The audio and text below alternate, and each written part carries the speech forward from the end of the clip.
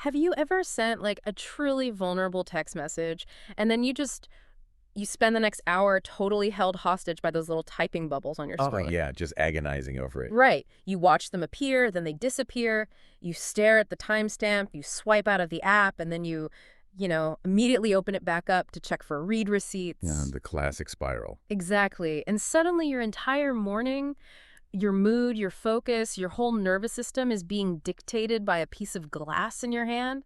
Well, Yeah. today on the deep dive, we are completely dismantling that anxiety. We really are. Yeah. It's such a freeing concept once you grasp it. It is. We're working with this fascinating source document today. It's titled Just Love as Superposition.docdocs, and it analyzes one highly specific real-world text message exchange. Right. And our mission for this deep dive is to explore the intersection of, human communication, boundaries, and energy. We want to figure out how we can send well wishes to others while ruthlessly protecting our own peace. So let's jump right in. Let me set the scene for you. Before it. So it's early in the morning. At 6:35 a.m., this sender replies to a poll, which the document describes as a test of the field from a lost soul. And we should clarify, this lost soul had previously sent a pretty chaotic message. Oh, very chaotic. It read, "Hello, Akita Rifia," which basically means, what do you mean? They were definitely poking the bear. Yeah, they were looking for a reaction, looking to see if the door to drama was still open. Exactly. But the sender didn't take the bait. Instead, they replied with a single closed signal. They just wrote, "Solo tú, por favor, cuídate, eres muy especial," which translates to, "Only you, please take care, you are very special." And that was it. Which is, it completely breaks the expected script of human communication. Right. Okay, let's unpack this, because instead of viewing this text exchange as a typical earthly back and forth, the source document shifts the paradigm entirely. It asks us to look at this through the lens of physics. Yeah, which sounds wild at first, but It really does. But in a normal conversation, the sender didn't negotiate. They didn't ask, how are you? They didn't bring up past issues or the future or money. It's almost like, it's like turning on a radio transmitter rather than making a phone call. what's fascinating here is the concept of superposition, which the author introduces. In quantum physics, a particle can exist in multiple states at once, a superposition, until it's measured. Right. The act of measuring it collapses it into one reality. Exactly. And the author applies this to the text message. This message wasn't a collapse. The sender wasn't needing a specific outcome or a reply to feel secure. It was just a pure transmission. A pure broadcast. Yes, the document uses this brilliant analogy of a lighthouse. A lighthouse doesn't collapse just because it shines its light on a lost ship. Oh, I love that. Right. It stays sovereign on the rock. Only the light travels.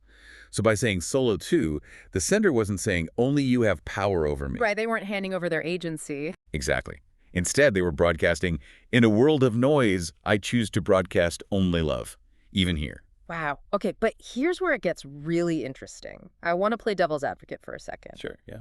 Because if the sender's intention was unconditional goodwill, zero strings attached, isn't using a phrase like solo tú a massive risk? How do you mean? Well, the source notes that in Spanish, that phrase is highly romantic. It's very personal.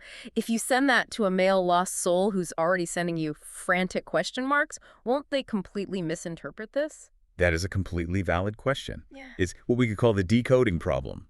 And the source explicitly states that to someone living in scarcity, this human code will definitely not be decoded as some universal blessing. No, they're going to decode it as, oh, I am still yours. They're going to think it's an invitation. They will. But the big insight here, and this requires a real shift in perspective, is that this disconnect actually doesn't matter. Wait, really? Mm-hmm. How does it not matter if they get the wrong idea? Because the transmission isn't wrong, just because the human code gets misinterpreted by that specific receiver. The universe understood the intention perfectly. Yeah. It's entirely okay if the person misinterprets it, provided, and this is the crucial part, provided the sender's perimeter remains truly closed. The closed perimeter, okay, yeah, this absolute necessity for a closed perimeter brings us to the core thesis of the whole document. It's about this profound difference between how society tells us to love and how a truly sovereign individual loves. Yeah, the difference between human love laws and divine transmission. Right, so break that down for us. What is the human law of love? So human love laws operate on a very strict, almost invisible contract. It's a ledger. Basically says, if I give you love, You must give it back to me. There's an invoice attached to it. Exactly. We attach an invoice to our kindness. I texted you, so you owe me a reply. I was nice to you, so you need to validate me. Right, and divine transmission is the opposite of that. Yes. The author calls it the divine manifest. It contrasts with human law by saying, if I give love, I am love. Mm-hmm. A sovereign source radiates that energy without any invoice attached whatsoever. So if you're listening to this, you aren't sending love to get love back from that lost soul. When you broadcast from abundance at like 6:35 in the morning, you're actually the first person who gets to bathe in that frequency. You are generating the warmth. Right, and the source mentions these immediate tangible returns when you do this. Your nervous system regulates. Yes, your vagal tone improves. Exactly. The author even noted that their podcast voice got deeper and their studio work got clearer that same day. The return address isn't the lost soul. No, it's not. The return address is your own life today. It's such a powerful reframe. But, understanding divine transmission intellectually is one thing. Actually executing it in reality without slipping back into our human habits is really hard. Oh, absolutely. The ego wants what it wants. So what does this all mean practically? The source actually provides a pretty strict operational checklist, doesn't it? It does. It has these harsh but totally necessary rules for maintaining that sovereign perimeter we talked about. Okay, let's list them out. Rule number 1, no waiting for the double blue check. Right. The read receipts. Ugh, the read receipts. It's like a slot machine for anxiety. It really is. The second you look for that validation, Yeah. you've reopened the contract. You're waiting to get paid. Right. And then the next rule goes even further. No checking to see if they read it at all. Yeah, you can't even look at their active status. You have to completely detach from their reaction. Okay, and this third one is brutal. No sending a second message to explain what solo 2 really meant. Oh, that is the hardest one for most people. It is, because you know they probably got the wrong idea, and you want to manage their perception. You want to text like, hey, just to be clear, I meant that in a spiritual way. Please don't think we're getting back together. But if you do that, you're stepping off the lighthouse rock. You're walking down into the dark to make sure the ship understood the light. The lighthouse doesn't explain its light. Wow. Yeah, that makes sense. And the final rule, no action taken if the lost soul replies with need, chaos, or a request. None. Even if they text back a dozen question marks, you just let the wave hit the rock. You do nothing. So you send the love, lock the perimeter, and then... Yeah. How does the energy come back to you if you literally can't look at the chat? Well, that's where the concept of trusting the reroute comes in. Yeah. And honestly, this is the most beautiful part of the framework. You sent the light, but you have to let the universe decide where the love lands back in your life. Trusting the reroute. Yeah. You can't chase the echo. I love the examples the text gives for this. It says the universe might return that love not as a text back, but as a clean music mix at 150 BPM that suddenly just clicks in the studio. Right. When you've been struggling with it for weeks, suddenly it just works. Yeah.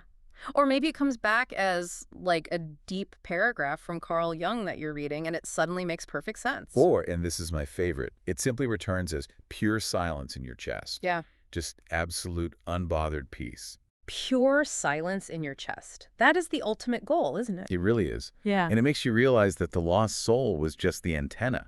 You just used them to speak to the universe. They were just the antenna. If you really internalize that, it neutralizes so much fear. Which brings us to the author's final challenge for the sender's logbook. It's a question for anyone trying this. Was that signal enough to close the chapter in your heart? Mm-hmm. Can you now go 100% into your day, into reading Jung, into your sound design, your podcasts, without needing anything else from that chat?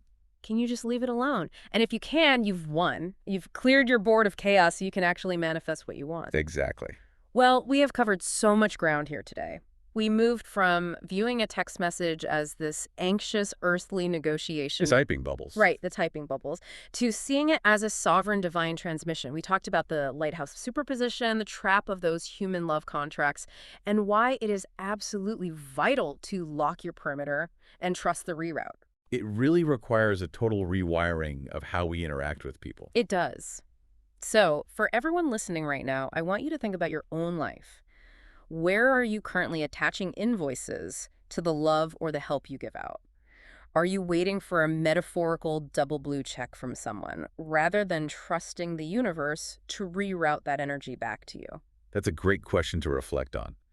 And if I can add one final thread for people to pull on. Please do. If we accept this premise that sometimes Another person is merely an antenna we use to broadcast our own unconditionally loving signal to the universe.